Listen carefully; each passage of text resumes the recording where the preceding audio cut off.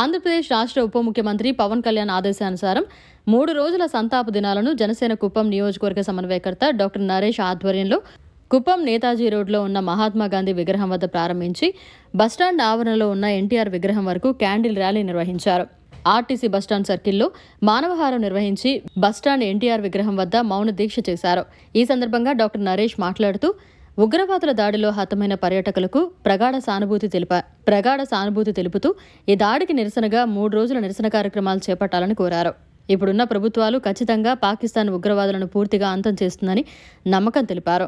ఈ కార్యక్రమంలో కుప్పం జనసేన నాయకులు, కార్యకర్తలు తదితరులు పాల్గొన్నారు. ఈరోజు పవన్ కళ్యాణ్ గారి ఆదేశానుసారము, కేంద్ర పార్టీ కార్యాలయం ఆదేశానుసారము 3 రోజులు మన ఏదైతే కాశ్మీర్లో అమాయక ప్రజల్ని, పర్యాటకుల్ని టెర్రరిస్టు ఏ విధంగా అంతమొందించిందో మనందరికీ తెలుసును. చాలా బాధాకరమైన విషయము. ఈ బాధాకరమైన విషయాన్ని అందరికీ తెలియజేయాలా, వాళ్ళ మృతి పట్ల సంతాపం తెలియజేయాలని జనసేన పార్టీ తరఫున 3 రోజులు సంతాప దినాలని ఈ రోజు నుంచి మొదలుపెట్టాము.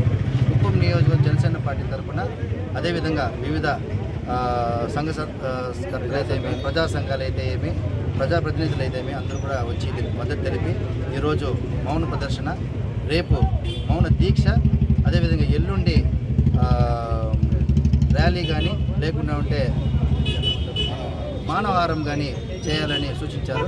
అదేవిధంగా ఈ 3 రోజుల కార్యక్రమాన్ని ఎంతో చక్కగా, ఎంతో బాధతో కూడా ఈ కార్యక్రమాన్ని నిర్వహిస్తున్నాము. ఖచ్చితంగా ఇవన్నీ కూడా ప్రజలందరూ కూడా మద్దతు తెలపాలా. అదేవిధంగా ఇది జరిగింది ఏదో రాజకీయ కోణం కాదు, ఇవన్నీ కూడా మనం చూస్తున్నాము. కేంద్రంలో నరేంద్ర మోడీ గారి నాయకత్వం గట్టిగా ఉంది. దీనికి గట్టిగా జవాబు చెప్తాం కూడా ఈ పత్రికాముఖంగా తెలియజేసుకుంటూ ఎన్డీఏ ప్రభుత్వం చాలా చొరవ తీసుకొని ఏదైతే ఈరోజు చూస్తున్నారో అక్కడ ఎలాంటి ఏర్పాట్లు చేయాలా, దానికి తగినట్టు బుద్ధి చెప్పాలా, ఆ పాకిస్తాన్ దొంగనా కొడుకులకి ఏ విధంగా బుద్ధి చెప్పాలని కూడా ఈరోజు భారతదేశ ప్రభుత్వము అన్ని విధాలుగా చర్యలు తీసుకుంటుంది. కాబట్టి మనమందరూ కూడా ఈ చనిపోయిన వాళ్ళ పట్ల మనము నివాళులు అర్పిస్తూ, అదేవిధంగా ఆర్మీ ఆఫీసర్స్ కూడా మనమందరూ వాళ్ళ వెనుక ఉన్నాము, ముందుకెళ్ళి ఈ ఉగ్రవాదాన్ని అంతం చేయాలా, ఆ దొంగనా కొడుకులను అంతం చేయాలనే ఒక ఉద్దేశంతో ఈరోజు మనమంతా భారతీయులు ఏకం కావాలా. ఏకమై మనమందరూ కూడా కలిసి మనం భారతదేశాన్ని మనము సాధించుకోవాలా. మన పురోగతి, మన దేశంలో మనం ఉండేదానికి కూడా మనకి హక్కు లేదు అనే విధంగా వాళ్ళు చేస్తున్న పనికి ధీటుగా జవాబు చెప్పేదానికి కూడా ప్రతి భారతీయుడు కూడా మనం నడుము బిగించి ఈరోజు ముందుకు రావాలా. అదే ఆలోచనలతో పవన్ కళ్యాణ్ కూడా ఉన్నారు. ఆ పవన్ కళ్యాణ్ గారు ఏదైతే ఆలోచనలు పెట్టుకుంటూ ప్రతి పౌరుడిని ఈ ఒక కార్యక్రమాల్లో ఈ 3 సంతాప దినాల్లో కూడా కలుపుకోవాలనే ఒక ఉద్దేశంతో మాకు ఈరోజు ఆదేశించడం జరిగింది. అదేవిధంగా జరుపుతాము.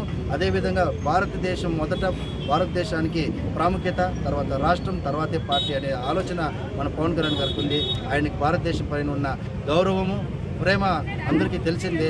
వాళ్ళ అడుగుజాడల్లోనే కూడా ఈరోజు అంతా కూడా కార్యక్రమాలు నిర్వహించి ఖచ్చితంగా రానున్న రోజుల్లో ఇది పునరావృతం కాకుండా అనే విధంగా భారత ప్రభుత్వం అన్ని చొరవ తీసుకుంటుంది, అన్ని ఏర్పాట్లు చేసుకుంటుంది. కట్టుదిట్టమైన పోలీస్ వ్యవస్థని, ఆర్మీ వ్యవస్థను కూడా అక్కడ తీసుకుని వస్తుంది. అందరూ నాయకులు కూడా దాన్ని ఖండించారు. కుప్పం జనసేన పార్టీ తరఫున, ఇతర ప్రజా సంఘాల తరఫున, ప్రజల తరఫున కూడా మేము తీవ్రంగా ఖండిస్తూ వారి ఎవరైతే ఈ ఒక దాడిలో మృతి చెందారో వారికి అందరూ కూడా ప్రగాఢ సానుభూతి తెలుపుకుంటూ నివాళులు అర్పిస్తున్నాము. మరిన్ని అప్డేట్స్ కోసం మన HN9 టీవీ ఛానల్ని సబ్స్క్రైబ్ చేసుకోండి.